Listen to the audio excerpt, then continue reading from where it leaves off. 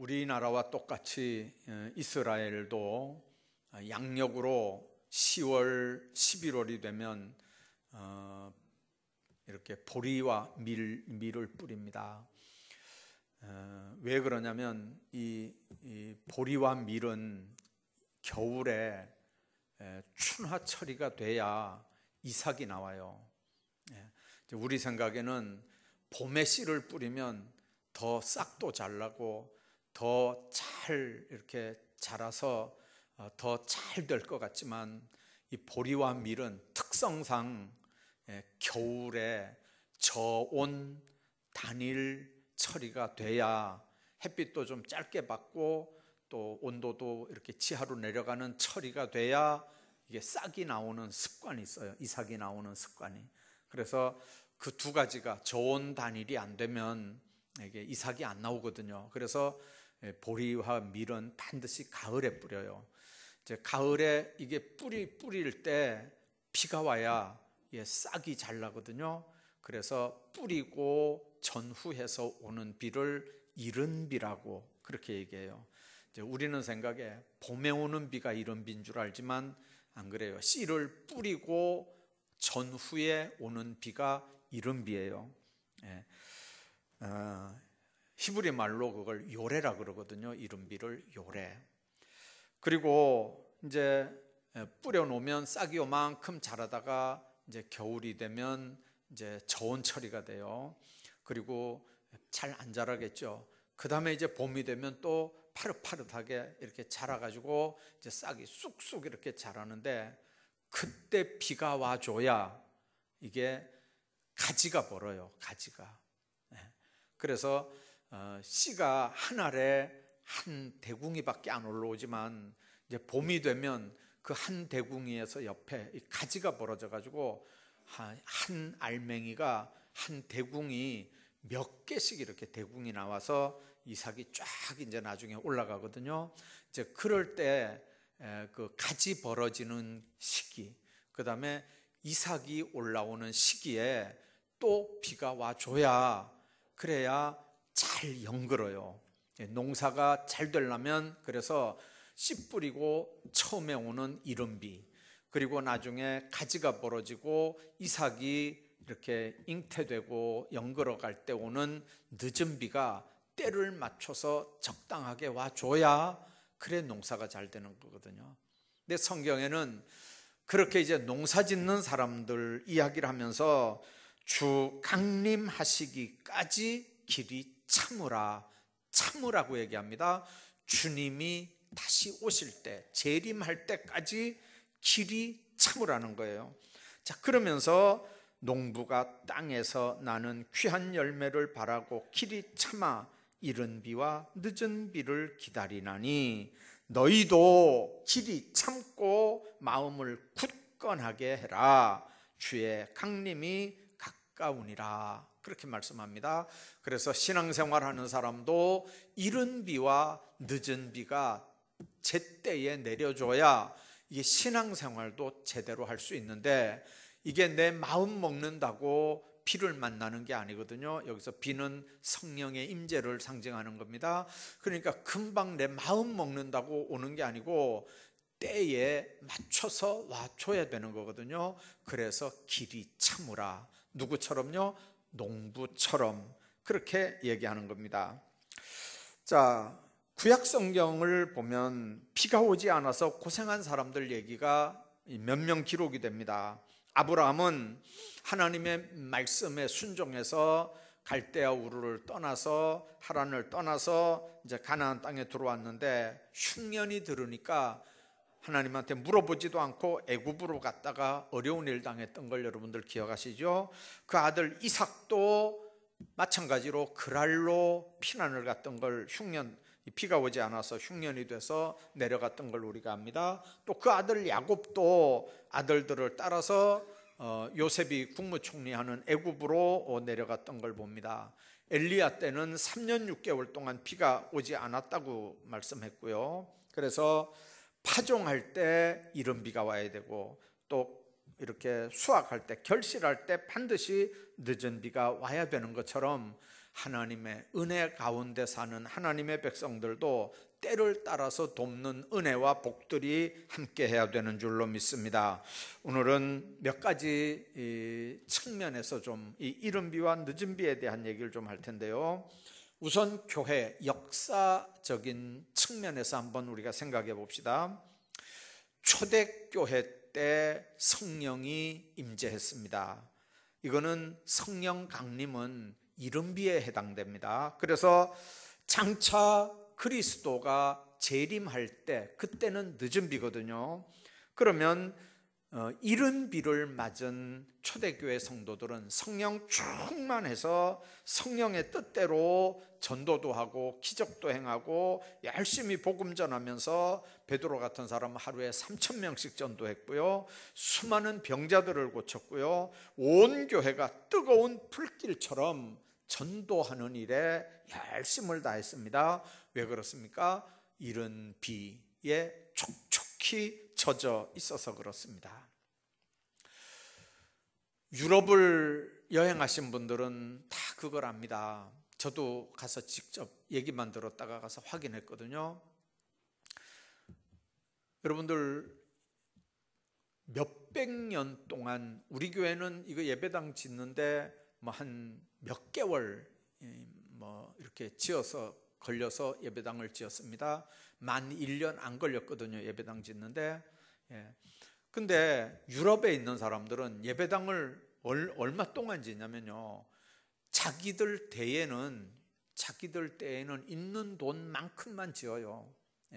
그리고 자기 자녀들 때 또 있는 만큼만 지어요. 그렇게 하니까 예배당 하나 짓는데 300년도 걸리고 400년도 걸려요, 예배당 하나 짓는데. 그러니까 우리처럼 뭐 이런 예배당은 아니고 의리의리한 성당들을 그렇게 이제 짓긴 하지만, 여러분들 그렇게 대단하게 지은 성당들 지금 가보면요, 입장료가 1불씩이거든요. 예배당 들어가는데 입장료가 1불이에요. 교인들은 몇 명 되냐면요, 다 돌아가시게 생긴 할머니 할아버지들 합쳐서 한 10명 정도 이렇게 되면 그건 큰 교회예요. 교인이 10명이 모이면 큰 교회라고요. 건물 크기는 이거 2배, 3배 되는 의리의리한 교회들인데 교인은 10명 정도. 그러면 그 전기세랑 그런 건 어떻게 다 할까요? 그 구경 오는 사람들 때문에 문화재관리청 같은 데서 아마 그걸 문화재 관리로 그걸 운영을 하는 것 같아요. 그리고 들어오는 사람들한테 다 입장료 1불씩 받고, 우리 돈으로 이제 한 1,000원씩 받고 입장을 시켜요. 그 돈 가지고 아마 이 전기세도 내고 아마 그렇게 하는 것 같아요. 이제 그 할머니들 할아버지들 다 돌아가시면 그거 이제 어떻게 하는지 모르겠어요. 어떻게 하는지. 지금은 그래도 할머니 할아버지들 계시니까 그렇지만, 자, 여러분들 그 교회가 처음부터 그렇게 됐던 건 아니거든요. 얼마나 열심히 있었으면 300년 400년 동안에 그 예배당을 지었겠어요. 그게 예배당 지을 때 그게 첫 이른비였어요. 그런데 시간이 지나가면서 300년 400년 500년 시간이 계속 지나가면서 그 사람들은요, 이제 됐다라고 생각하는 거예요. 이제 됐다. 근데 된 게 아니거든요. 이른 비만 와서 되는 게 아니고 늦은 비를 기다리는 삶을 살았어야 되는데 늦은 비 기다리는 삶을 신앙생활을 안 했어요. 그렇게 하다 보니까 나중에 무슨 문제가 됩니까? 결국은 은혜 다 떠나고 영적 체험 다 떠나고 잘 믿던 사람 다 떠나고 이제 그렇게 해서 결국은 명성이 무색한 이제 완전히 여행객들 때문에 전기세를 내는 이제 그런 교회로 바뀌어졌고요. 영국 같은 데 이렇게 보면 한동안은 그렇게 뜨거웠던, 전 세계의 선교사를 제일 파송 많이 했던 영국 교회도 기도하지 않으니까 이슬람이 들어와 가지고 이슬람이 영국 교회를 다 접수를 했어요. 그래 가지고 영국 교회들요 지금 형편없이 됐거든요. 심지어는 술집으로까지 교회가 팔려나간다는 얘기를 우리가 듣거든요. 여러분들, 우리가 이른 비는 맞은 교회였지만 늦은 비를 맞지 못하면 교회사적으로 이런 엄청난 사건들이 일어나는 거거든요. 우리 교회가 지금 114년 번째예요. 역사가 내년 되면 이제 115년이 되는데, 여러분들 요람을 이렇게 한번 보십시오. 그러면 1905년 하면서 시작이 되는데, 초창기에는 이 개척 멤버들이 모내기를 해주고 그 품삯을 모아가지고 예배당을 짓고 교회를 개척을 했던 교회입니다. 얼마나 어려움들이 많았을까요? 일본 사람들한테도 어려움 당했죠. 그래서 교회가 폐쇄됐어요. 그래서 김천에는 황금동 교회 한 군데만 예배드리게 해가지고 나머지 교회들은 다 문 닫게 했을 때 우리 교회도 그때 문 닫았거든요. 교회에서 영명학교라고 하는 거라서요, 영명학교도 그때 문 닫고 없어졌어요. 하여튼간 그때는 아주 온갖 시련 속에서도 이른 비를 맞아서 성령이 충만한 교회였어요. 교회 역사를 제가 당회록을 쭉 한번 보니까요, 한국 교회의 유명한 부흥사들은 지좌교회 다 다녀갔어요. 다 다녀갔어요. 그렇게 김천에서 제일 뜨거웠던 교회가 바로 우리 지좌교회입니다. 그렇게 이른 비가 충만하게 내릴 때는요, 개나리 보찜을 싸들고 부흥에 참석했던 교회고 성도들입니다. 이 교회 말고 이 교회 말고 그 앞에 교회 예배당하고 교육관하고 두 개가 나란히 두 건물로 있었던 그 교회만 해도 지금 여기 앉아 계신 어른들 중에는 이렇게 짐통 짊어지고 이렇게 세멘 나르고 거기에다가 벽돌 짊어져서 나르고 그렇게 해서 지은 예배당이 그 먼저 이제 우리가 철거했던 그 교육관하고 예배당이었거든요.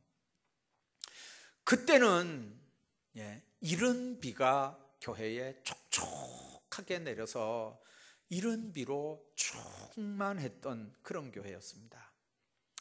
그럴 때는 박해도 이기고 시험도 이기고 환난도 이기고, 우리 교인들도 얘기 들어보면요, 두들겨 맞으면서도 신앙 지키며 교회 출석했던 사람들이요, 얼마나 많은지 몰라요. 부모들이 그때만 해도 정말 무식해서 교회 가면 자녀들을 베린다고 생각했어요.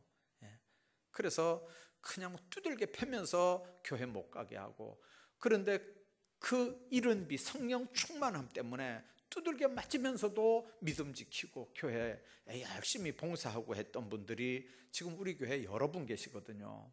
그런 박해, 그런 환난의 때 그걸 이길 수 있었던 게 이른 비였거든요.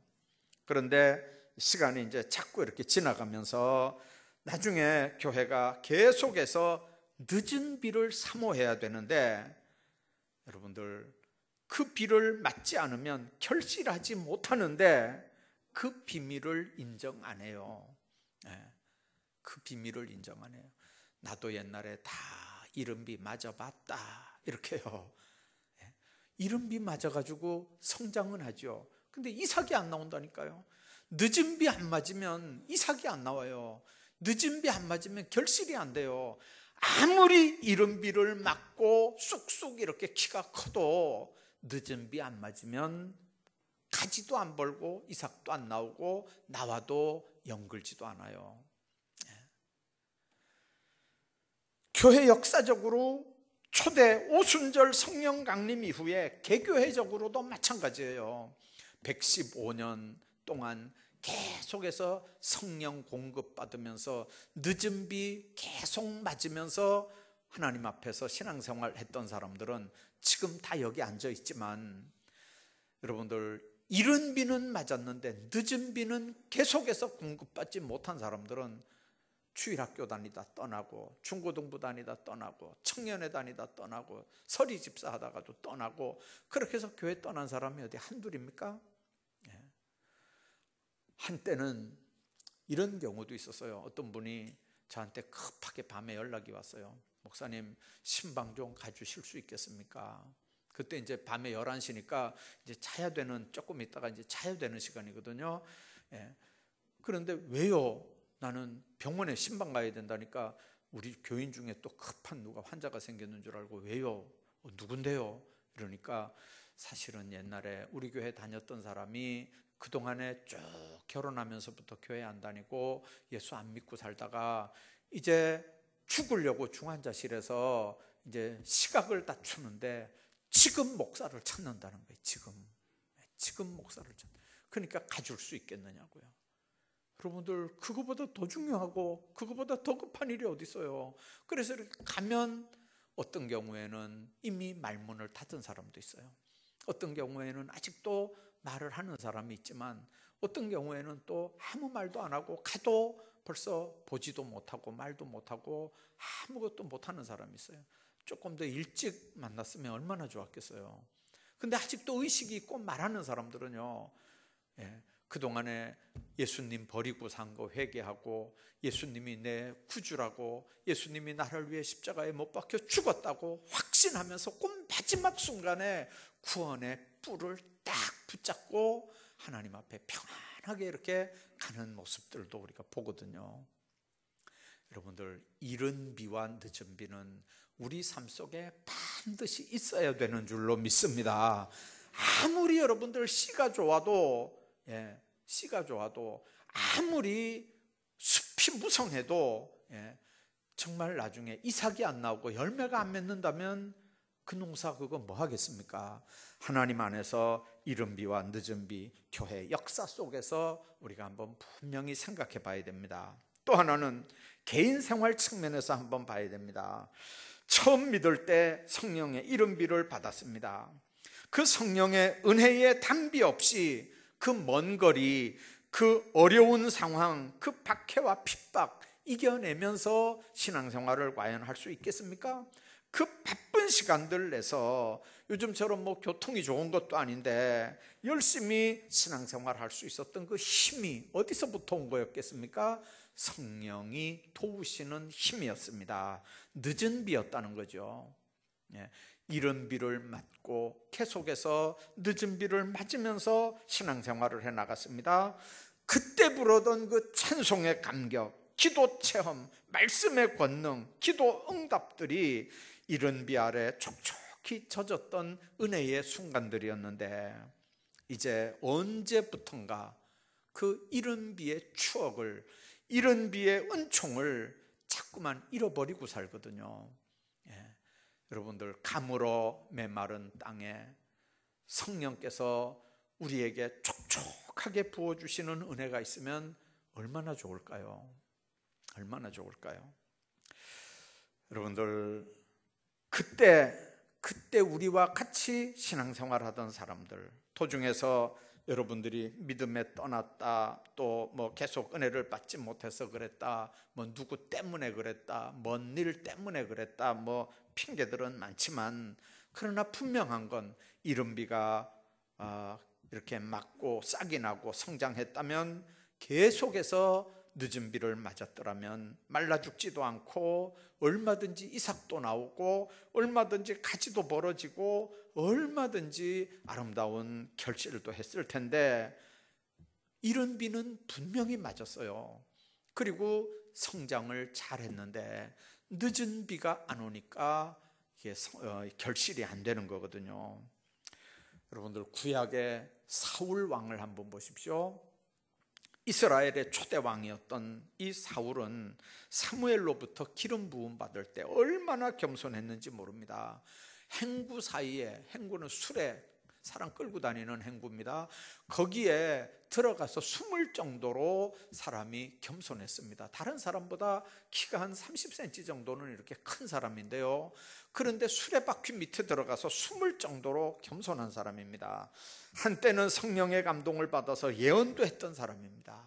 그러나 하나님의 명령에 불순종하면서부터 사탄에게 잡혀서 다윗을 죽이려고도 했고 결국은 전쟁터에서 아들들과 함께 비참한 최후를 맞게 되는 걸 봅니다. 이른 비는 맞았는데 늦은 비를 맞지 않아서 그런 사람입니다. 신약 성경에 보면 시몬이라는 사람 나옵니다. 원래 마술사였습니다. 빌립을 통해서 전도가 됐습니다. 성령의 은혜를 체험했습니다. 그래서 빌립과 함께 다니면서 열심히 복음도 전하고 신앙생활 잘하는 것 같았습니다. 그런데 나중에 보면 다시 마술사로 되돌아갔고, 전설에 보면 로마에서 베드로를 반대했고 시몬교라고 하는 걸 창설해서 자기가 신격화되는 그런 교주가 됐습니다.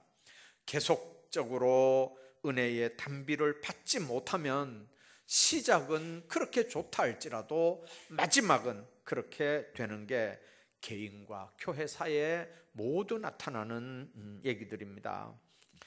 뿐만 아니라 이런 비를 맞을 때를 생각하면서 자도취에 빠져서 잠자는 생활을 하는 사람들이 있습니다. 여러분들, 만일 우리가 깨어서 늦은 비를 기다리지 않으면, 은혜 비를 맞지 않으면 알곡이 되지 못한다고 하는 사실을 기억해야 합니다.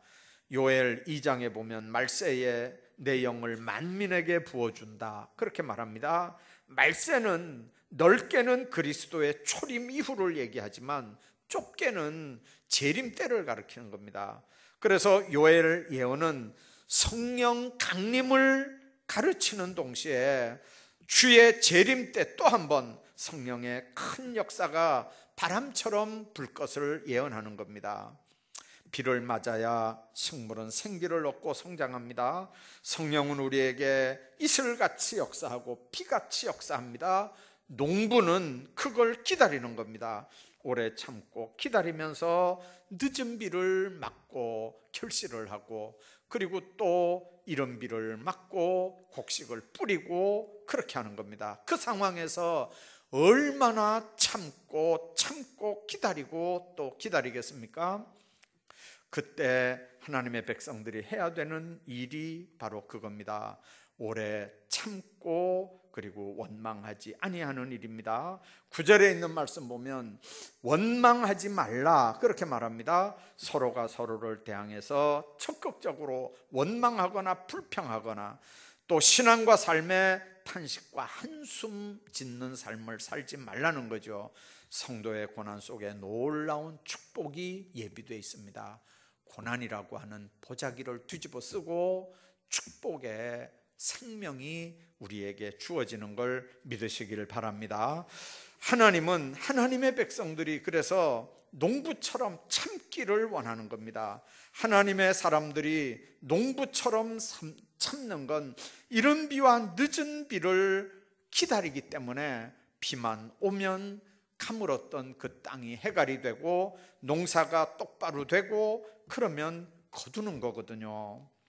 여러분들, 어렵고 힘들고 또 힘들 때 좋은 것만 바라보고 그리고 인내하면서 하나님 앞에 나아가시기를 바랍니다.